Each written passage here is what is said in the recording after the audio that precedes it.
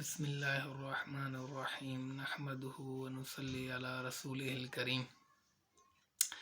بھائیو، دوستو، بزرگو، اللہ پاک کا ایک بڑا سادہ سا قانون ہے، وہ یہ ہے کہ جو بندہ دنیا کے لیے تھکے گا، کھپے گا، پسے گا، رگڑے کھائے گا، گرمی سردی برداشت کرے گا، اس پر اللہ دنیا ہی کھولیں گے۔ اور جو بندہ آخرت کے لیے تھکے گا، کھپے گا، پسے گا، آخرت کے لیے بھاگ دوڑ کرے گا، اللہ پاک اس پر آخرت کھولیں گے۔ ایسا نہیں ہو سکتا کہ بندہ ساری جان دنیا پر مارے، سارا سب کچھ دنیا پر لگائے اور اس پر اللہ آخرت کھولے۔ ایسا نہیں ہو سکتا، یہ اللہ کے قانون کے خلاف۔ تو آخرت اصل ہے، دنیا کا قیام بڑا تھوڑا ہے، اس کا دھوکہ بہت لمبا ہے۔ ایک دفعہ ایک صحابی آئے اور آ کر عرض کیا، یا رسول اللہ، ہمیں کیسے پتا چلے گا کہ ہم صحیح رخ پر ہیں؟ اس کی کیا علامت ہے؟ تو حضور صلی اللہ علیہ وسلم نے فرمایا، مفہوم ہے، اس کی چند علامتیں ہیں جس کی وجہ سے یہ پتا چلے گا کہ ہم صحیح رخ پر ہیں۔ نمبر 1، دھوکے کے گھر سے جی کا اٹھ جانا، یہ پہلی علامت ہے کہ اللہ فرما رہے ہیں کہ دنیا دھوکہ ہے، بنانے والا کہہ رہا ہے۔ حالانکہ دنیا کا اصول ہے کہ جو بندہ کوئی بھی چیز بنائے اس کی تعریف کرتا ہے۔ کپڑے والا کپڑے کی تعریف کرے گا، کارخانے والا کارخانے کی تعریف کرے گا، دکان والا دکان کی تعریف کرے گا۔ اللہ پاک اس دنیا کے خالق ہیں۔ اللہ فرما رہے ہیں کہ دھوکہ ہے دنیا۔ حضرت فرما رہے تھے کہ دھوکے کا کیا مطلب ہے کہ فانی میں لگ کر باقی کو بھول جانا، یہ دھوکہ ہے۔ تو پہلی علامت فرمائی کہ دھوکے کے گھر سے جی کا اٹھ جانا۔ دوسری علامت یہ فرمائی کہ ہمیشہ کے گھر کی طرف جی کا لگ جانا۔ جنت ہمیشہ کا گھر ہے، وہاں پہ ہمارا جی لگ جائے۔ جیسے جو ہے وہ اگر کہا جائے کہ DHA میں 8 مرلے کا پلاٹ نکل آئے، رات کو نیند نہیں آئے گی،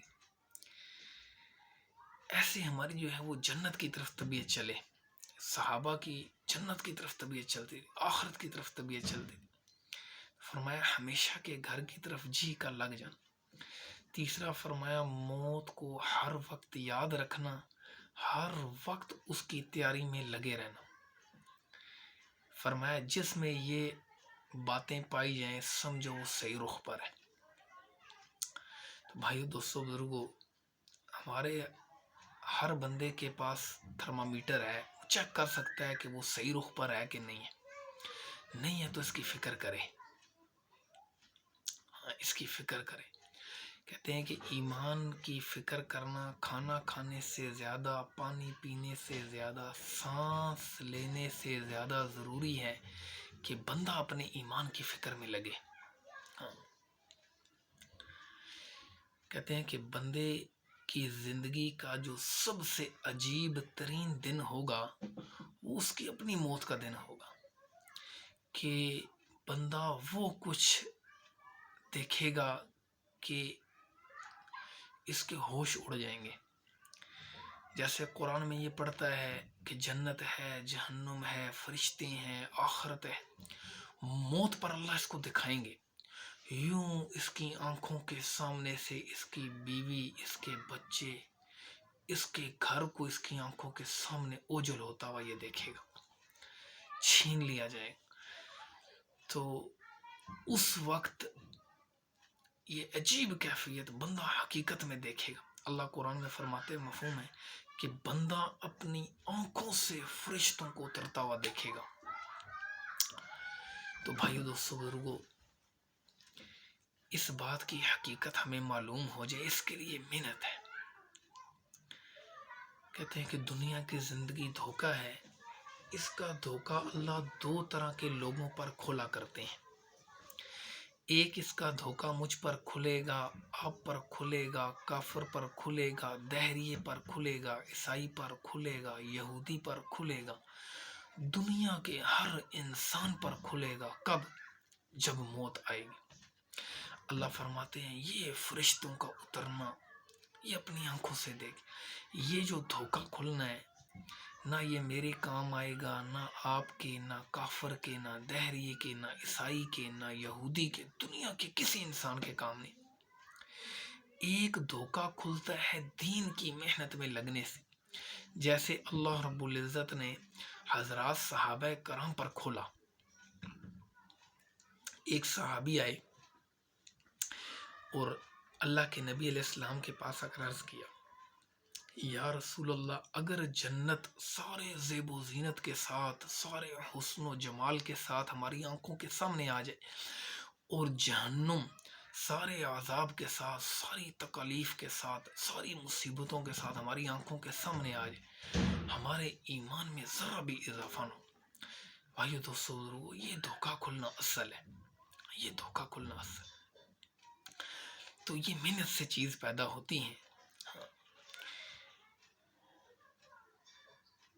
کہتے ہیں کہ حدیث قدسی ہے. حدیث قدسی کا مفہوم ہے، اللہ فرماتے اے ابن آدم، تو میرے لیے اپنے اوقات کو فارغ کر، میں تیرے سینے سے ہر غم، ہر فکر، ہر پریشانی کو نکال دوں. پھر فرمایا کہ اے ابن آدم، اگر تو میرے لیے وقت نہیں نکالے گا نا تو میں تیرے سینے کو غموں کا گھر بنا دوں.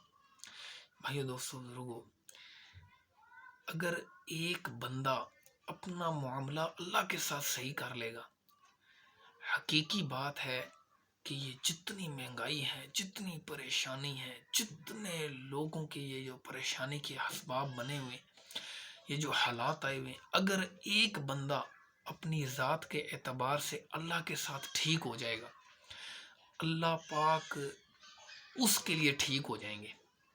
ساری دنیا کے لیے مہنگائی ہوگی، ساری دنیا کے لیے حالات ہوں گے، اللہ اس کو عزت کے ساتھ، عافیت کے ساتھ پاکیزہ زندگی عطا فرمائیں گے. اور اگر پوری امت، حضور صلی اللہ علیہ وسلم کی پوری امت اگر اپنا معاملہ اللہ کے ساتھ ٹھیک کر لے گی تو اللہ پاک پوری امت کے اوپر اچھے حالات لے آئیں گے. سب کے لیے سکون، اطمینان، راحت کے فیصلے ہوں گے. اس لیے بھائیو دوستو بزرگو، اللہ پاک بڑے کریم ہیں، بڑے رحیم ہیں. ماں کو منانا مشکل ہے، اللہ کی قسم اللہ کو منانا آسان. شیطان نے اللہ کے سامنے کھڑے ہو کر کہا، اے اللہ تیرے عزت کی قسم، تیرے بندے کی رگوں میں دوڑوں گا، انہیں جہنم کے راستے پر ڈالو.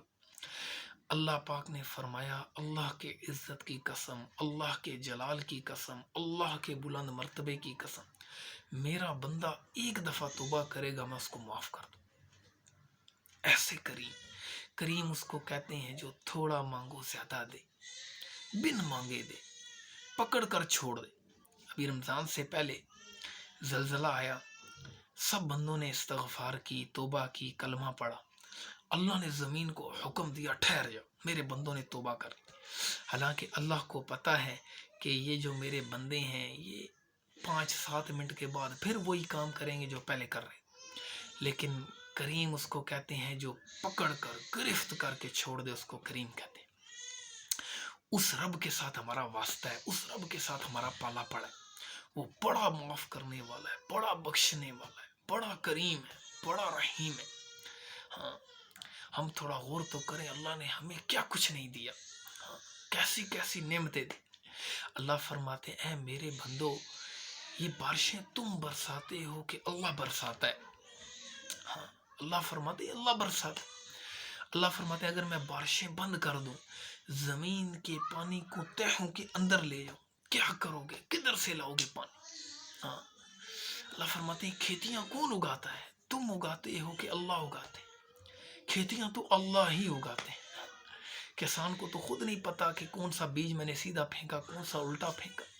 اس ننے بیج کو، اس بیج میں سے کومپل کو زمین پھاڑ کے نرم کومپل کو کون نکالتا؟ الہ مع اللہ، ہے کوئی اللہ کے سوا کرنے والا؟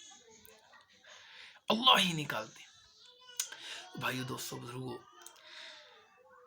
اس بات کی فکر میں لگنا کہ اللہ ہم سے راضی ہو جائے، یہ بہت ضروری ہے۔ تو اس کے لیے الحمدللہ ہم نے آج سے شروع کیا ہے کہ جو ہے کیسے ایک اصلاحی، ایک فکر کا، ایک بھلائی کا کام کیا جائے۔ تو اس کے لیے الحمدللہ 10 سے 15 منٹ روزانہ کی بنیاد پر، زیادہ لمبا چوڑا نہیں، بس 10-15 منٹ کی بنیاد پر یہ ہم نے ایک جو ہے بیان کا سلسلہ جاری کیا ہے۔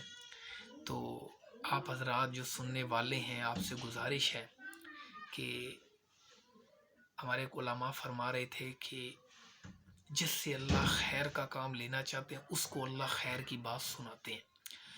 تو جس کے کان میں یہ بات پڑے وہ اس کو آگے بھی پہنچائے، آگے بھی پھیلائے، تاکہ اللہ پاک ہم سے راضی ہوں۔ اللہ کی رضا کے اور کوئی جذبہ نہ ہو، اللہ راضی ہو جائے، کسی قسم کا غلط جذبہ، کوئی شہرت ملنا، کوئی مال ملنا، یہ جذبے نہ ہو، اللہ راضی ہو جائے، یہ جذبہ ہو، اس کے اثرات پھر پڑیں گے۔ تو اس کے لیے اس کو سبسکرائب بھی کریں، تاکہ روزانہ کی بنیاد پر آپ کو جو ہے یہ دل کے سکون والی باتیں، اطمینان والی باتیں، راحت والی باتیں، دل کو ٹھنڈا کرنے والی باتیں، دل کے اندر جو بے قراری ہے، بے چینی ہے، حالات کو دیکھ کر جو پریشانی ہے اس کو دور کرنے والی باتیں، یہ جو ہے روزانہ کی بنیاد پر ہم نے شروع کیا ہے۔ اللہ آپ حضرات کو جزائے خیر دے، آپ سب ہیرے ہیں، قیمتی ہیں، سننے والے سب صفات والے ہیں، حضور علیہ السلام کے امتی ہیں، بڑے قیمتی ہیں، ان کی صفات اس مبارک محنت پر لگ جائیں۔ اس کے لیے الحمدللہ جو روزانہ کی بنیاد پر ہم نے یہ ترتیب شروع کی ہے، آپ جو ہے حضرات سے گزارش ہے اس کو سبسکرائب بھی کر لیں، لائک بھی کر لیں۔ کل انشاءاللہ ملاقات ہوگی۔ السلام علیکم ورحمۃ اللہ وبرکاتہ۔